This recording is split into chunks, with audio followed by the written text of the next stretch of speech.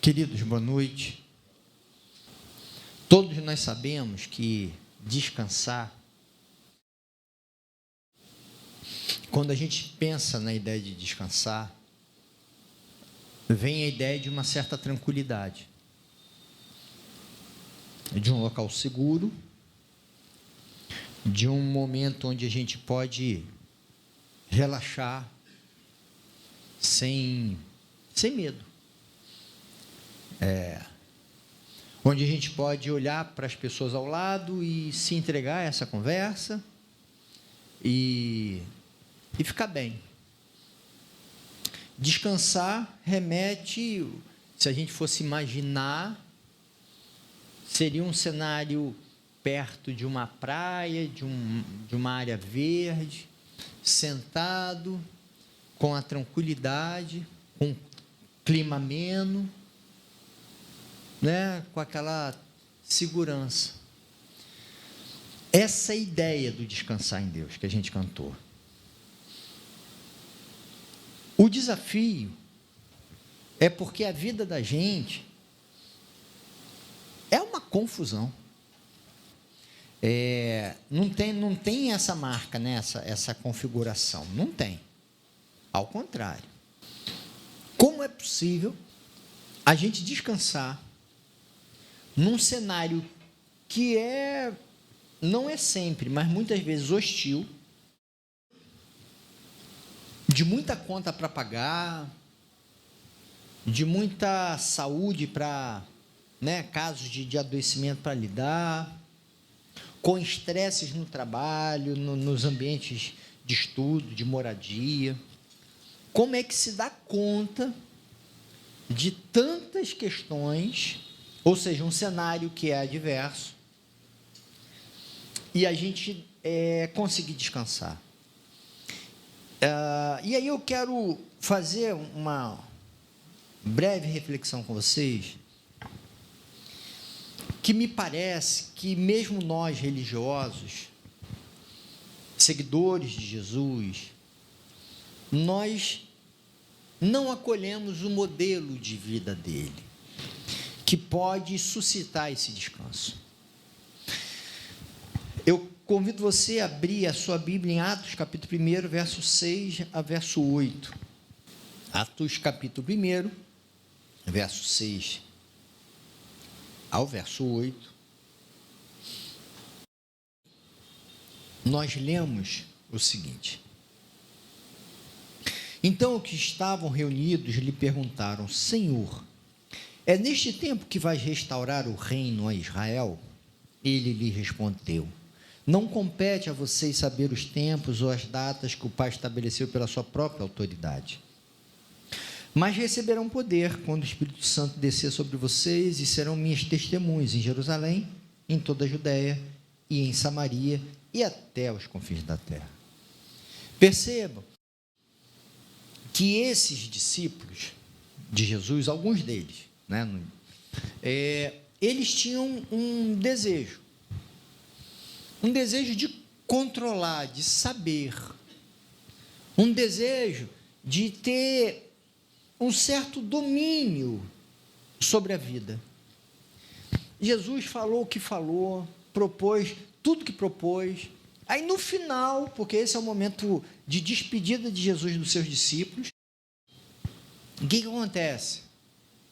O pessoal pergunta: Jesus, muito bom tudo que você falou, mas agora eu queria saber, Jesus, é agora que a gente vai ficar livre do Império Romano? É agora que o poder político vai nos ser favorável?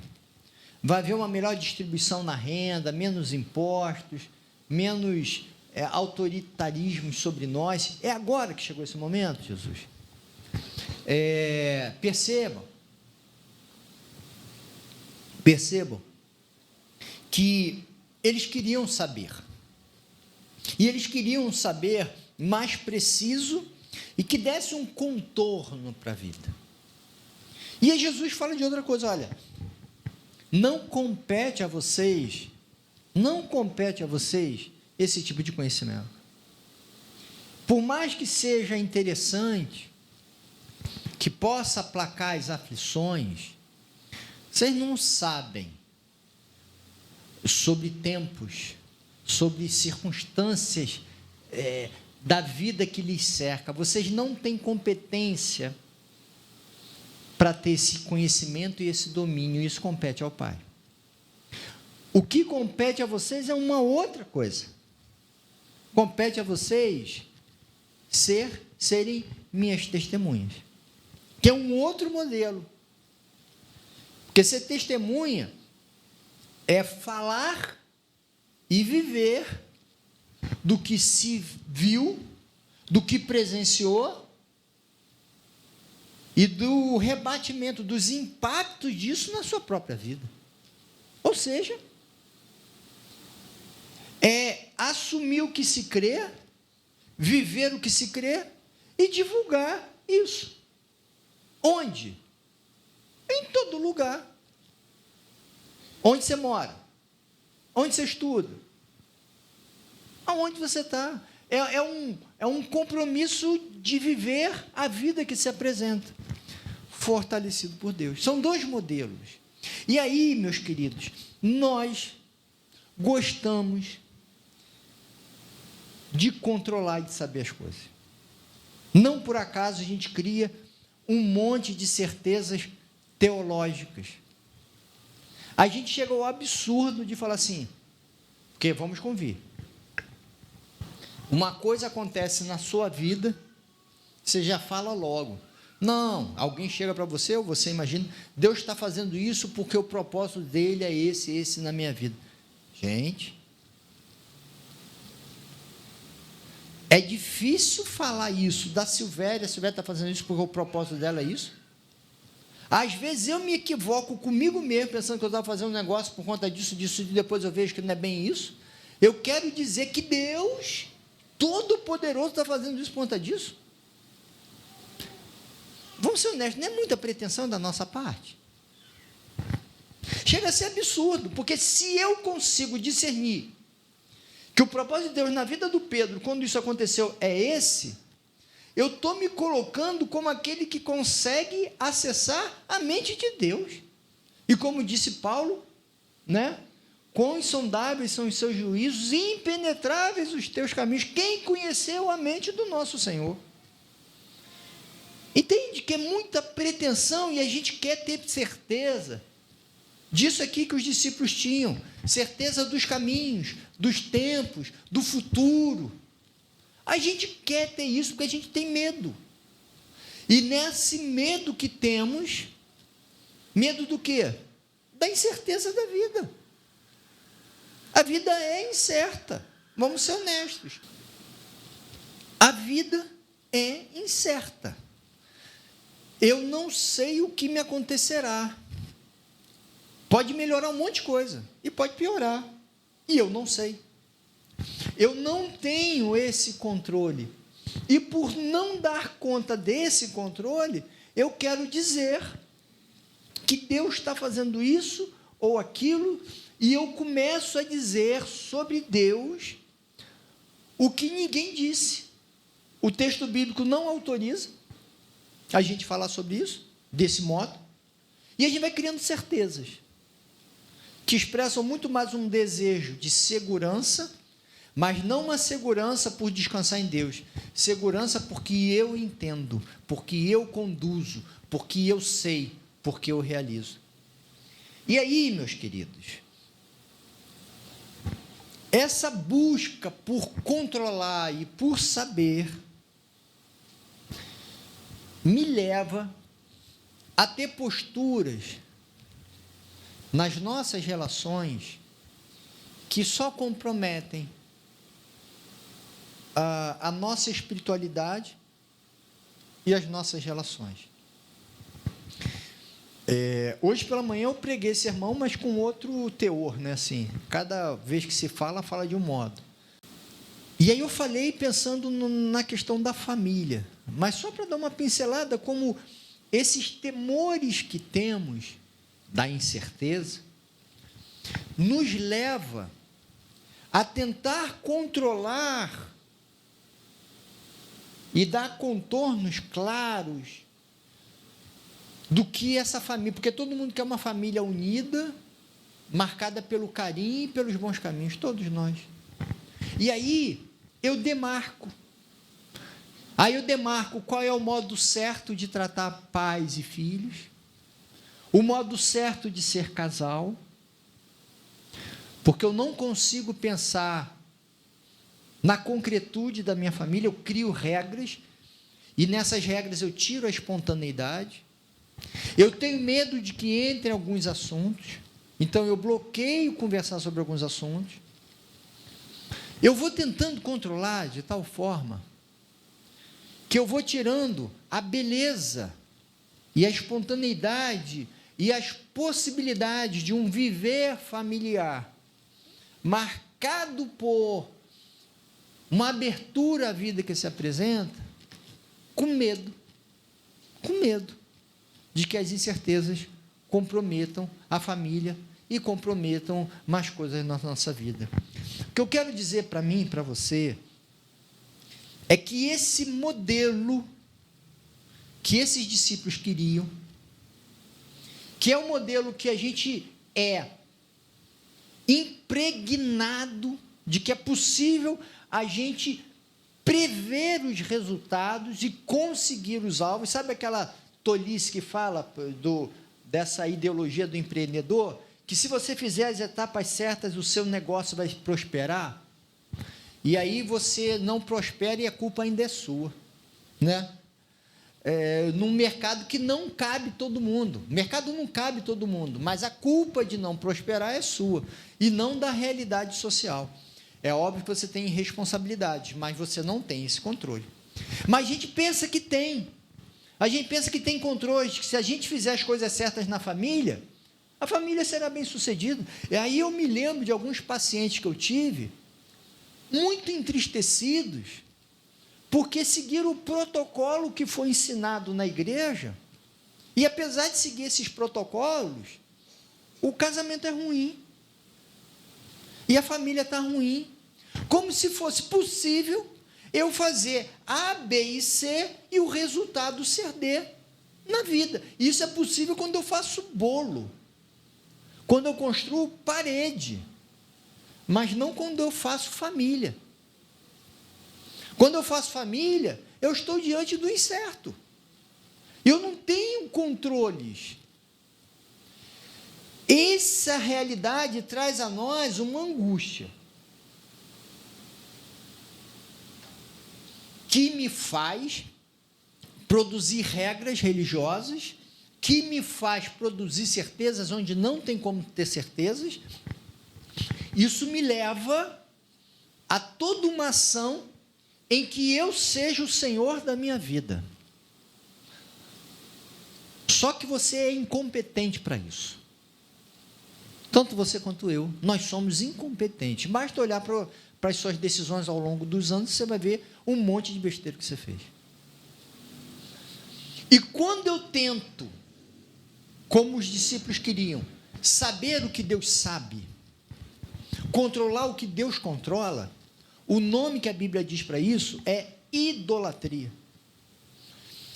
E o que a gente vê de forma disseminada nas nossas igrejas é essa postura idolátrica, em que eu controlo via ritos a ação de Deus, e que eu penso que eu posso controlar e entender os caminhos de Deus.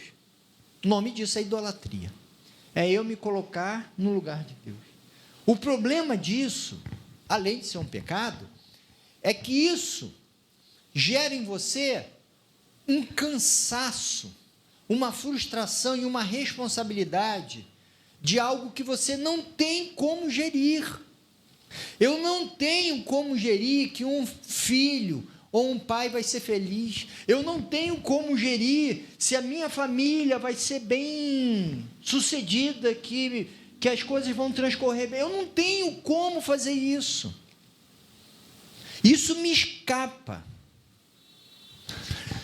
Se eu reconheço isso, que eu não tenho como controlar isso,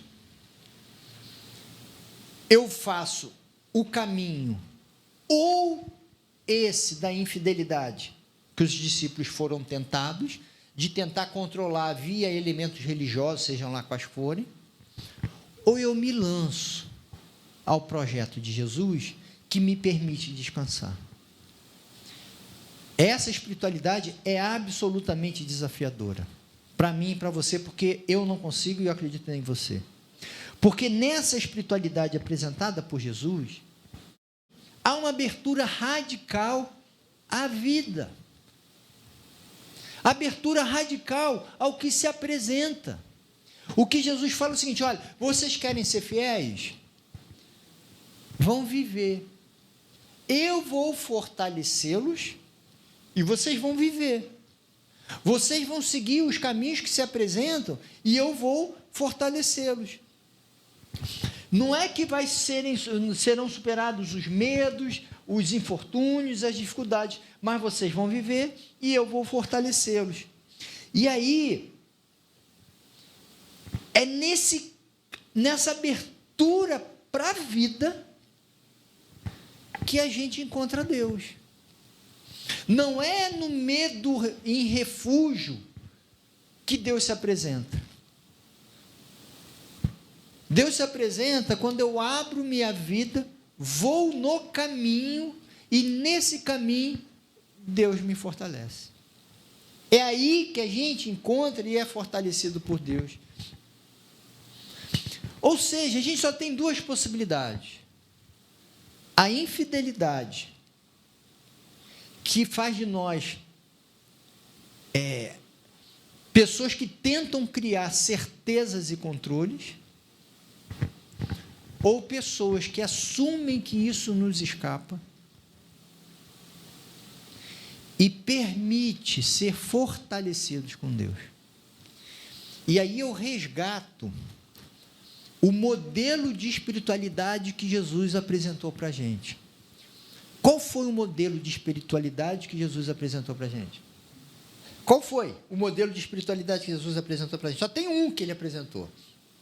Os mandamentos se resumem em dois: amar Deus sobre todas as coisas e ao próximo como a si mesmo. E qual é o modelo de espiritualidade? Exemplo que ele nos apresenta: vocês querem ser fiéis, sejam como as crianças. O modelo maior de espiritualidade, o suprassumo da espiritualidade cristã, é conseguir ser como criança. Quando Jesus, por exemplo, vai ensinar sobre oração, o pessoal, isso nos ensina a orar porque a gente quer saber certinho como orar. Já viu a oração do Pai Nosso? Se você for recitar, dá 1 minuto e meio. Conteúdo desse tamanho. Deus é Pai, chamado de Papai. Eu quero que Ele seja exaltado no mundo. Eu quero que a vontade dEle, que é boa, se realize. Eu peço para o meu cotidiano, pão, a vida que está aqui, a santidade, porque os pecados comprometem a minha vida, e uma percepção que isso se faz comunitariamente, porque é tudo nosso. Não tem regra de oração, não tem regra entende? E é um pedido para fortalecimento para hoje, porque a vida se faz hoje, não porque os planejamentos sejam ruins, a gente precisa planejar, senão a gente não faz curso, a gente não aperfeiçoa trabalho e a gente não se sustenta na velhice. A gente precisa de planejamento. A gente só não tem controle sobre isso. E o desafio da espiritualidade é saber que mesmo planejando, a vida se faz hoje. E esse é o modelo da criança. O que é a criança? Que é o modelo da espiritualidade. A criança, ela está aberta à vida. Se fôssemos todos crianças aqui, todos nós tivéssemos 7, 6, 8, 5 anos, o que vocês acham que estaria acontecendo aqui? A gente estava brincando, estava todo mundo falando com o outro, e a gente ia falar o quê? Vamos nos ver amanhã? Vamos brincar de novo? E depois de amanhã? E a gente ia começar a inventar vida. Agora, se só tivesse criança aqui, daqui a pouco a gente ia ficar com medo. A gente nem ia sair daqui. Vamos embora, vamos. Não vamos. Alguém ia falar assim, cadê meu pai, cadê minha mãe, cadê? Porque é abertura para a vida, porque sabe que tem um adulto protegendo.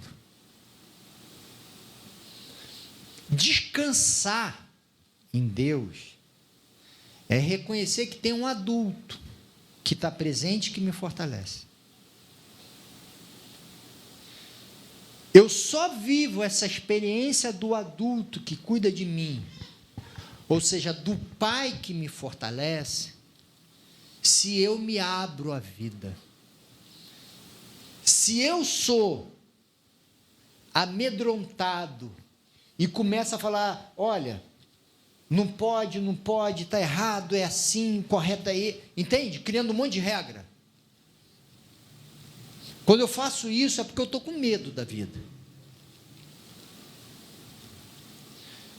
Porque as regras precisam fazer sentido com a realidade que se vive. Quando eu tento entender o que o adulto vai falar, vocês já viram crianças que têm medo do adulto? Não é que respeita não, mas que tem medo do adulto.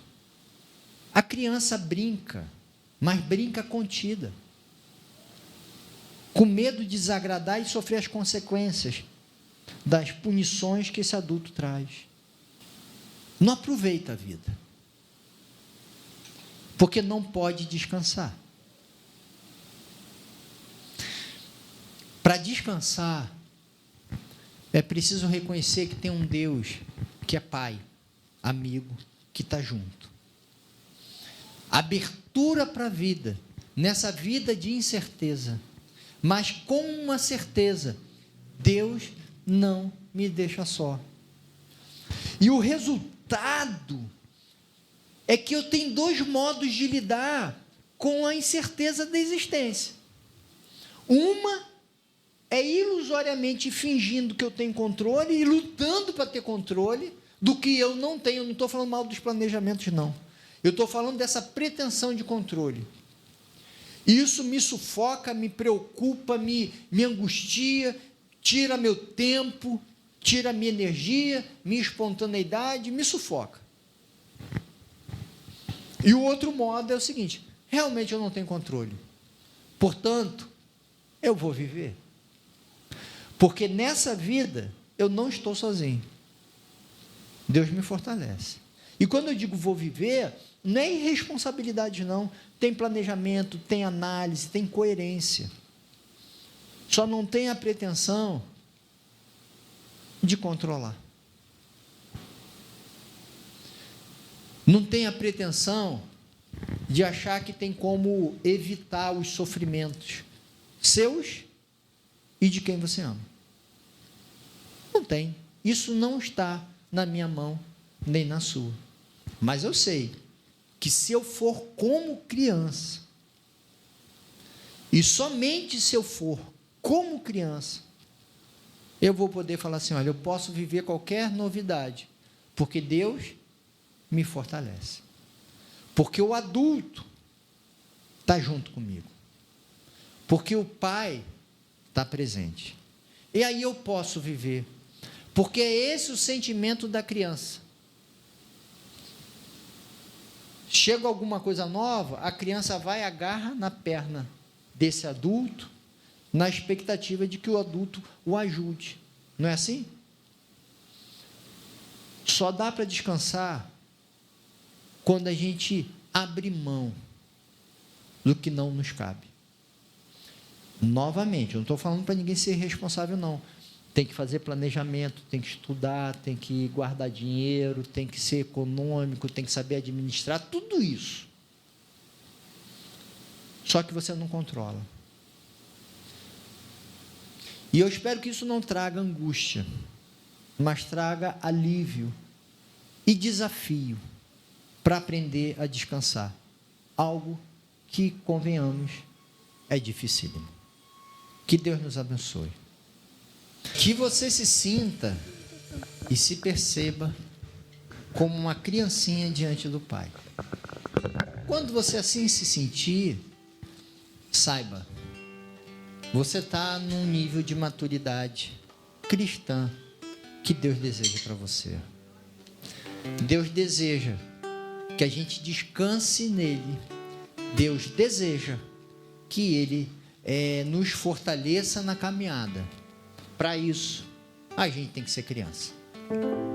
Deus, eu peço que o Senhor nos abençoe, Pai. A gente precisa do Senhor para nos orientar na vida. Que haja maturidade em nós para ouvir e assumir. E se lançar a vida, percebendo as belezas e possibilidades que ela apresenta para a gente. Eu peço que o Senhor abençoe cada um aqui, Deus. Dá-nos da Tua graça, da Tua direção, Deus. Nós somos incompetentes para os melhores caminhos da vida, mas cabe a nós viver. E a gente conta com a Tua orientação, Pai, que haja fidelidade em nós para ouvir a Tua voz, Deus. Que haja maturidade em nós para reconhecer que não sabemos e nem podemos muita coisa. Mas tudo bem, porque o Senhor está com a gente. Que a gente se sinta como criança junto a Ti. Abençoe cada um aqui, Pai, nos desafios da semana. Peço pelo Marco, que sentindo dores teve que sair. Abençoe o Pai nesse momento, Deus. Abençoe a Vera nas suas lutas. E eu peço que o Senhor abençoe cada um de nós, Pai, nas nossas dificuldades, nas nossas lutas. Dá-nos a força e a condução. Que eu te peço por Jesus, Deus. Amém. Amém. Deus nos abençoe, queridos.